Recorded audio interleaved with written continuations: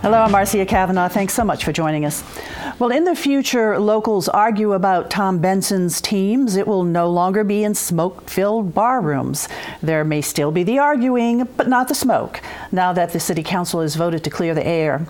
We'll try to clear the air, too, about potential changes in the Saints and Pelicans ownership, as well as the impacts of the smoking ban and the same-sex marriage debate on business, the latest in the governor's election, and an emerging hospital powerhouse. At the bar for us are tonight's Informed Sources. Errol, Laborde, producer of Informed Sources. Kevin Allman, editor, Gambit newspaper. Larry Holder, sports columnist, NOLA.com, the Times-Picayune. And Stephanie Grace, columnist, The New Orleans Advocate. I'm going to go first over to Larry, and of course the talk of the town right now is the big family feud within the Benson organization. What is going on? I couldn't believe we weren't here to talk about the Pro Bowl and Mark Ingram playing. I'm stunned. Well, obviously a huge ordeal that's going down right now.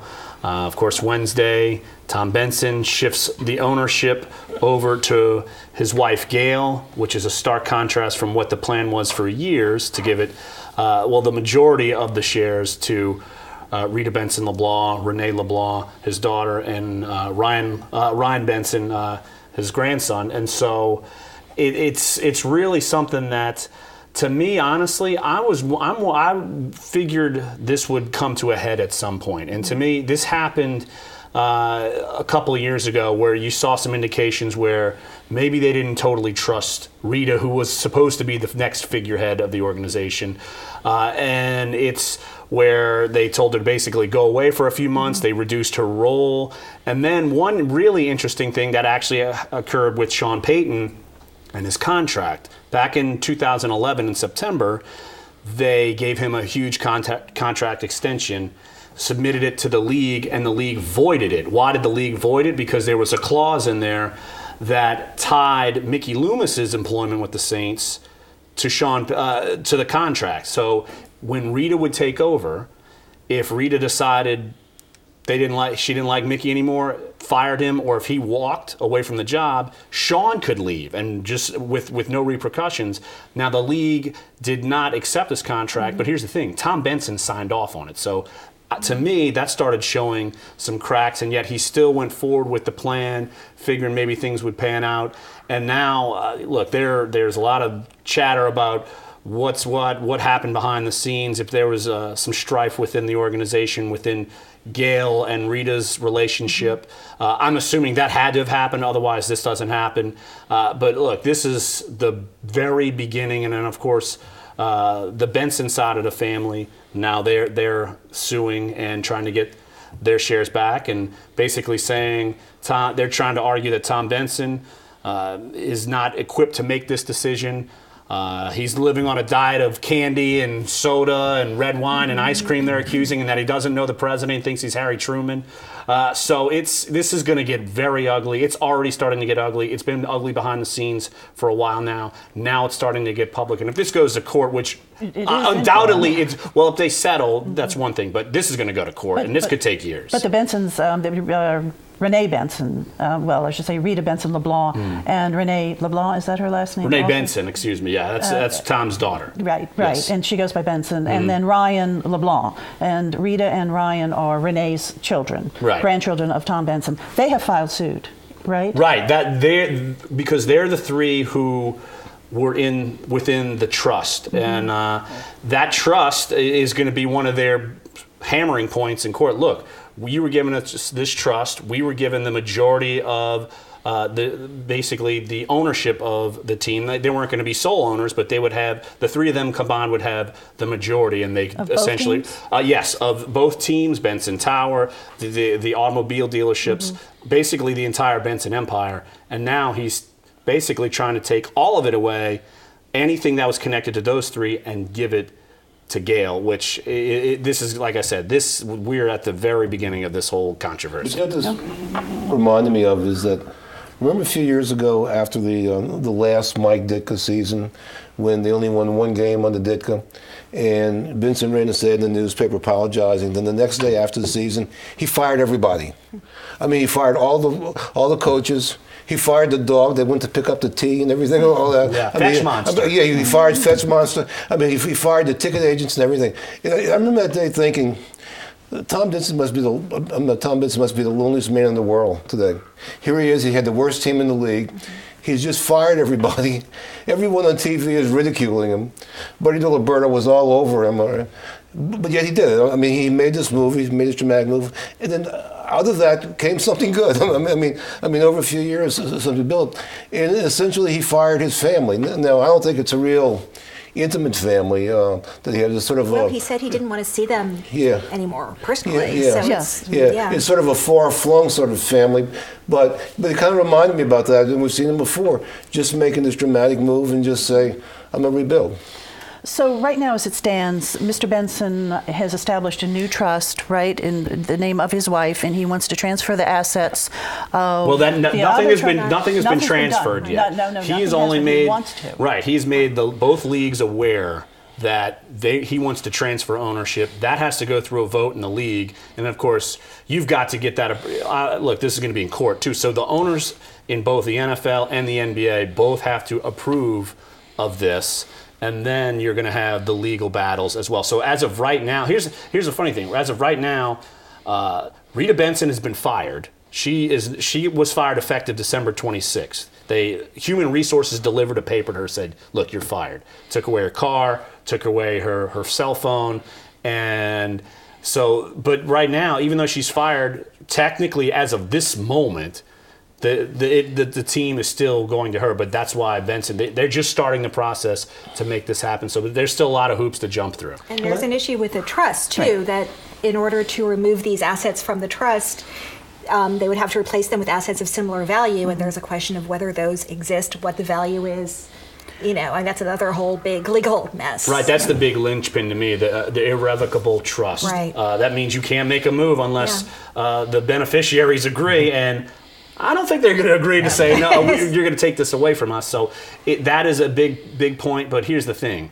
Tom Benson, look, he's got a good legal team. Mm-hmm. If there's a way out, he knows there's a way out. So that's why they're fighting and trying to go through this avenue to make all of this happen. I think the most important guy in the picture right now is Dennis Lauscher, who's the guy who runs the Benson organization, certainly the teams. And I know Benson trusts him, position of great responsibility. And it seems to me, I'm just guessing here, that if this plays out the way Tom Benson wants, that someday if Gayle Benson is in charge of that team, part of what she'll do, it's not like that this is a palace coup and that there's some son waiting to be crowned from the other side of the family. I think her job is going to be to develop a new ownership package to pass it on to one day. Right. And people like Dennis Lauscher, I think they'll be involved in it because they're involved. It's going to be a local ownership thing. I mean, I think they're committed to local. But he's the stability. He's the one that's going to have to be holding this all together during this phase. She's in her 60s. I mean, you have to think of what happens after her if you're looking long term too. Mm-hmm. And I'm surprised this news was kept on ice for almost 3 weeks. I mean, she was fired before New Year's, and I mean, this came as a shock to everybody. I think even sports reporters. Right, and we had been knowing about the story, trying to get it all worked out, and I think the Saints jumped ahead of the story because they knew this lawsuit was coming, and so that's really what happened here. But I wrote a column earlier today, and basically Gayle versus Rita, and to me, I think Gayle would be in the best interest of the organization because let's be honest, everyone within the organization right now, they are basically on Tom's side. Yeah. They're not on Rita's side. There's been strife within the organization for a while with higher ups and throughout, high and low throughout the organization. And so some of the players too, right? Right. Well, yeah. Well, Drew Brees and Jimmy Grant. Well, here's the thing. By the time this is settled, they might be gone. That's true. But to me, you can't. There's no way you're going to fix this if you're Rita, Renee, and Ryan. There's no way, no turning back. And Dennis Lauscher and Mickey Loomis already run the day-to-day operations. They do that under Tom essentially right now. It would be the same thing. So to me, the most stability would be for Gayle. But look, they certainly have a good argument, and that's why we're going to go to court and see all this play out. Is there worry that if the daughter and the grandchildren keep the team, have the team and the Pelicans, that perhaps the teams will leave New Orleans? I mean, these folks live in Texas, at least two of them. Right. I understand the worry. I don't think it would be in their best interest because this is a moneymaker. But look, that fear does exist. To me, of the three, the only one who was really heavily involved was Rita. And so I don't know. I don't think they have enough interest. I think they just want the assets. There are also commitments to the state because of all the improvements in the dome and the arena. So it's not like you can just pick up. Right. You know, it's certainly it's business involved and a lot of money, but it's really heartbreaking to see a family go at each other this way. And as you mentioned, there was an email message sent allegedly by Tom Benson to his family members. When was this? December 27th, I think, was the date that was sent, saying, I don't even want to see you.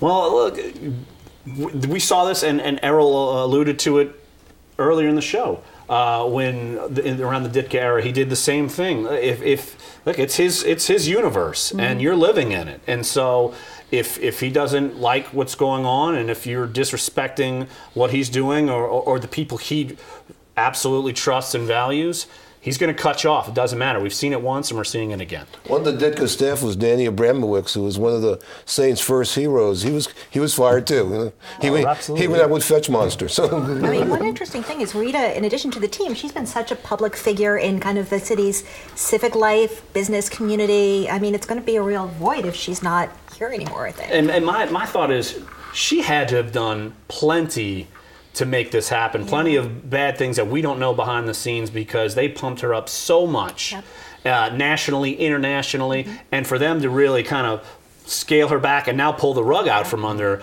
her, there's a lot of that we don't know yet. And he always referred to her as an owner, never as a minority owner.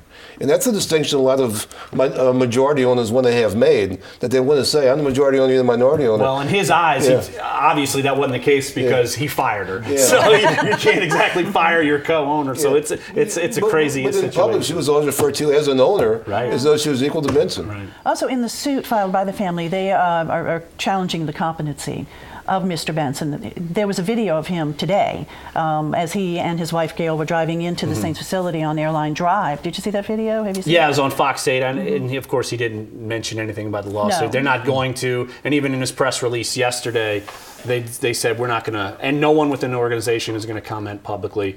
But yeah, that is one of the big things because they feel like Gayle is pulling the strings and pushing Tom to do this, pushing him, like I said, as far as changing caregivers, getting rid of the help on the boat, you name it, screening phone calls.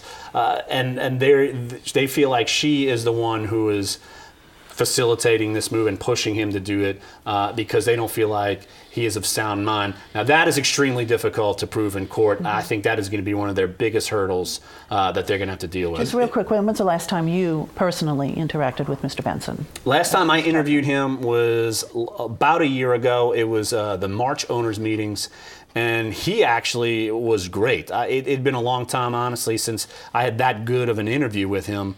And even Greg Bensel, their head PR man, said, wow, that's one of the best ones he's seen in a long time. And then yet 2 months later is when he falls off the podium and the surgeries in the knee and all these really health issues and questions, and where you see him in a walker, in a wheelchair, and he doesn't look nearly as good as when the last time I had really close interaction with him. Well, certainly the whole community will be keeping close tabs on this one. Thanks a lot, Larry. Okay, over to you, Kevin, now. And no smoking in bars, so council says. Yeah, I think this was a foregone conclusion that this ordinance was going to pass. And Alex Woodward from our staff has been following it for about a year. It's LaToya Cantrell's baby. When she first introduced the wording in the ordinance, it was very strong. It would have been one of the strongest non-smoking ordinances in the country. It's been significantly rolled back. But a few things that I don't think got enough attention. One is that when this passes, all the hotel and motel rooms in the city will be non-smoking. Originally in the first draft, I think it was 50%. There was some, I think Nadine Ramsey was trying to relax the rules a little bit so people might be able to open a cigar bar down the line or whatever. No, if it wasn't open as of, I think, January 8th, you're not going to be able to open a cigar bar or a hookah bar. And those that are still open, you're not going to be able to smoke cigarettes in them. But you can smoke cigars. Yes, you can just smoke cigars in them. And they've rolled back all the original 25-foot rule from front doors of businesses. That's been all rolled back. The original ordinance was going to go into effect in 30 days, which would have put it right at the start of Lent, and now it's going to be phased in April.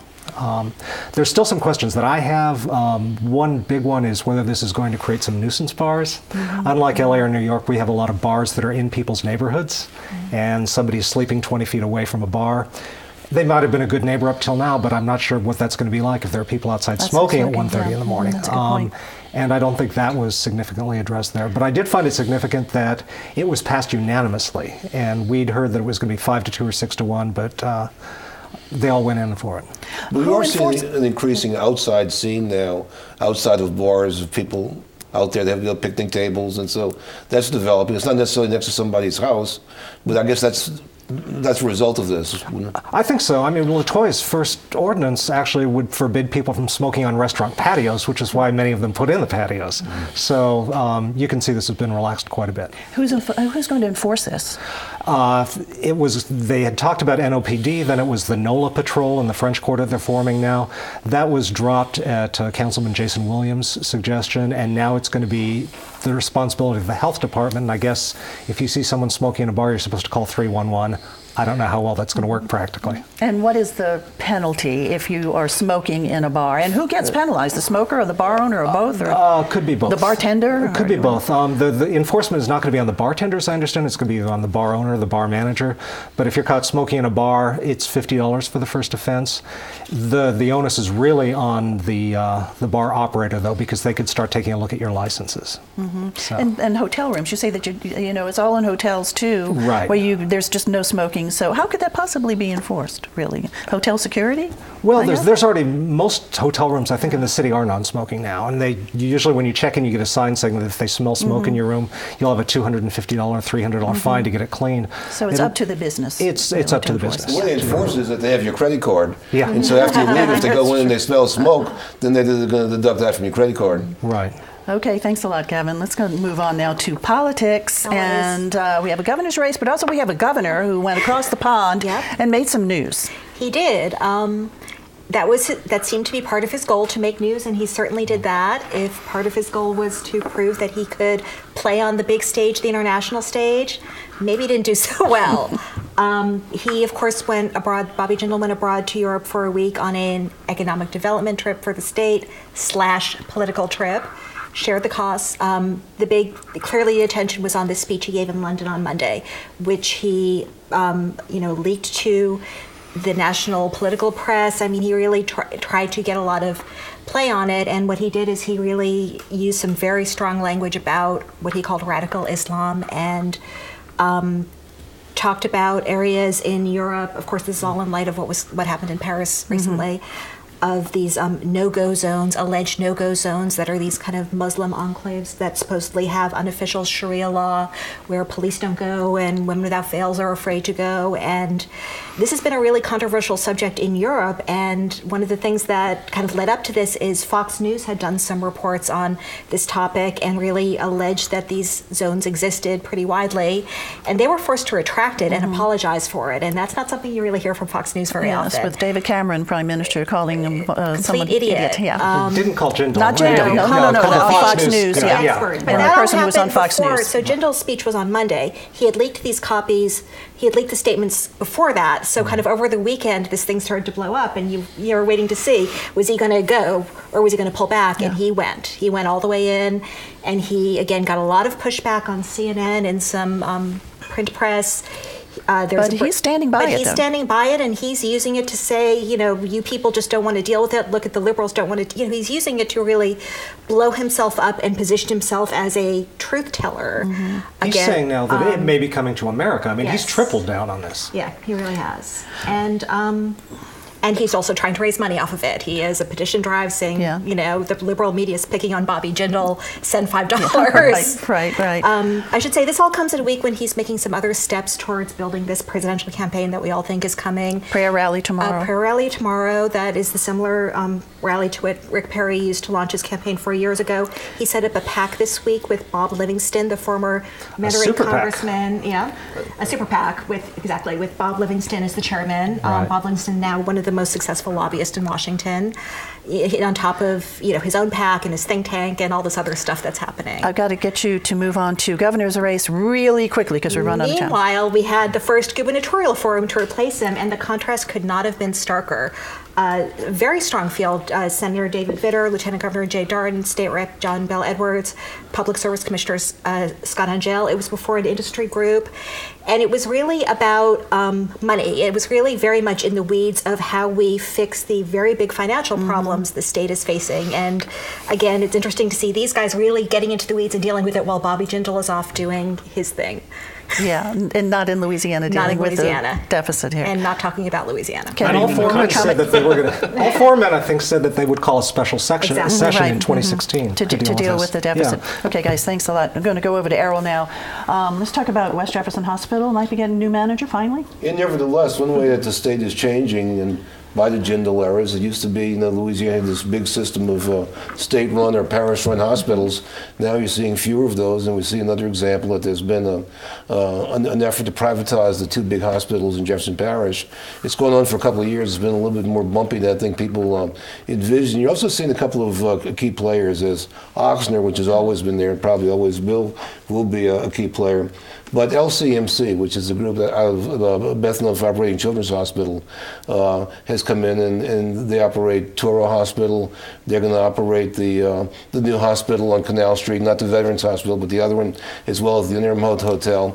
And the Jefferson Parish Council members are saying that they have reached a verbal agreement, and so what it is, LCMC is going to put up $225 million to lease the hospital for 45 years, but they're also promised to put up $340 million in terms of capital improvements. The number of years apparently was a point of debate, that the Jefferson Parish Council didn't want it to be that long, but they figured if we put up this amount of money, we want to do this. And so it looks like that is being resolved, and so they'll be moving ahead on that. Still unanswered is the question of East Jefferson Hospital.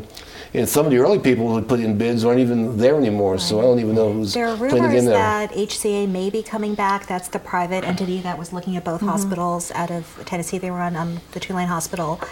But, the East Jeff Hospital is a really interesting question because what's driving all of this is consolidation and economies of scale and creating systems where you can kind of have a relationship with an insurer.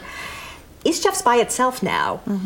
That's going to be really interesting. That's not the trend. That's not perhaps sustainable. So with the West Jeff deal, there's going to be a public hearing and then council has to act. There's going to be a public hearing, yeah. And it seems to me, though, that the momentum is there, that people on both sides are talking about having a deal. So it seems like we may be heading to something now. Okay, all right, thanks a lot. Kevin, over to you. Same-sex marriage. Same-sex marriage. Working its way through the courts. The Supreme Court actually agreed to hear cases, not Louisiana. Not Louisiana, the 6th District Court of Appeals cases from 4 different states. And they're going to take that up in April. There could be a ruling by June or July. Legal experts that have looked at it think that it is likely to go through, that they're going to find the state constitutional bans to be unconstitutional, and in that case, then it would be the law of the land across the United States. That's our cover story this week. We took a look at not only the Louisiana, Texas, Mississippi couples that are filing these lawsuits, but also what the city has planned. And I thought it was interesting that New Orleans tourism is all for this, and they're ready to go with a campaign to get wedding tourism down here as soon as this goes. They've seen New York, they've seen Fort Lauderdale, they've seen other cities make millions and millions of dollars off same-sex weddings. So are they prepared to, do they have a campaign in the waiting? Because I read in your piece also that that's what Miami did, that's what Florida did. Yes, Fort Lauderdale. Fort Lauderdale, yeah. They had, because same-sex marriage became law in Florida 3 weeks ago, they were ready to go with their campaign. So I think New Orleans doesn't want to be caught behind on that. So what kind of money is it projected perhaps could be made and generated from such a targeted tourism marketing effort? Well, New York told us that it was $265 million, I think, the first year that this was made legal in New York, that they were able to attract. I don't think anyone's expecting nearly that kind of money here, but, probably not far behind. In New York, a lot of people from here went to New York to get married. Right. Because they couldn't hear. What you have in all three of those examples, though, in New York, Fort Lauderdale, and New Orleans, are liberal areas and conservative states. Very much so. Right. And so there's people around the state that economic argument doesn't really hold as much as what they see as being the social argument. So you still got those two arguments going back and forth. Absolutely. I think if it does pass, I think it'll have an effect on the 2016 election, because I think the more moderate conservatives will say, phew, we don't have to talk about this anymore. And the more doctrinaire conservatives who have run on social issues will have something to rail against. And so that'll be interesting to see, both statewide and then on the national level. In terms of, like a marriage destination, is New Orleans already that? Absolutely. We have a huge wedding industry here. I don't know of any major hotel in town that doesn't have a wedding department ready to go. And you could get any kind of package or any kind of honeymoon you want. Actually, the city has already been marketing gay and lesbian honeymoons, which I did not know. But now they're going to be able to market the whole wedding package. Already the city is a big destination for gay and lesbian market with decadence, certainly. Right. Halloween is another big one. Sure. So it would just sort of stand to reason that people would love to come to get married here if they could. Absolutely, and people who are either pro same-sex marriage, anti-same-sex marriage, or agnostic on it, everybody likes money. So I think that's the bottom line. Could have a bearing on it. Now, the Fifth Circuit Court of Appeals did take up the Louisiana case, so it's working. Or do you think that they will be that they will rule on this before the Supreme Court will make its decision? It's likely, but no one quite knows. This was a very big deal when the Fifth Circuit held it, but a week later when the Supreme Court said they were going to do it, I mean, that's the whole enchilada that people were waiting for. They're going to make the ruling, and that's going to be it. Okay, thanks a lot, Kevin. Sure. Time to look ahead. Errol. Next Saturday night is the Parade of the Croix de Vue, which is by far the most outspoken parade, the most satirical, the naughtiest and the most adult. And goes through the quarter. But it's kind of, it goes through the quarter. Its theme will be begging for change. And once that starts next Saturday night, we're onto the roll through Mardi Gras. So the activity is beginning. All right, Kevin. I think you're going to start hearing a lot more about the noise ordinance, which we had for 2 years. It's coming back with a new noise expert and with a slightly different council, and I think it's going to have different results this time. All right, thanks, Larry. Well, you typically don't pay attention to the Pro Bowl because it's you just hope no one gets hurt. But it's funny because Jimmy Graham's playing in it, and he's had a shoulder injury all year. And he told our Catherine Terrell, who's out there covering the Pro Bowl, that he is gauging how he feels after this game, where you don't get hit, to see if he needs surgery on his shoulder, which to me is bizarre. So if there's one reason to watch the Pro Bowl, it's to see how he actually plays and feels, because if he needs surgery, it's going to probably be pretty significant. We want him healthy. Yeah. Stephanie. Monday, the State Revenue Estimating Conference is meeting, and this is the body that determines just how badly off we are. Yeah. We know the news is going to be bad, but we knew it was going to be bad even before the oil prices dropped. This estimate will figure that in. We're looking at hundreds of millions of dollars in cuts to key areas like healthcare and higher ed. And higher ed, okay. Thanks, you guys, for being here. Thank you all for joining us. And, of course, we want to see you again next week for Informed Sources. Have a good evening.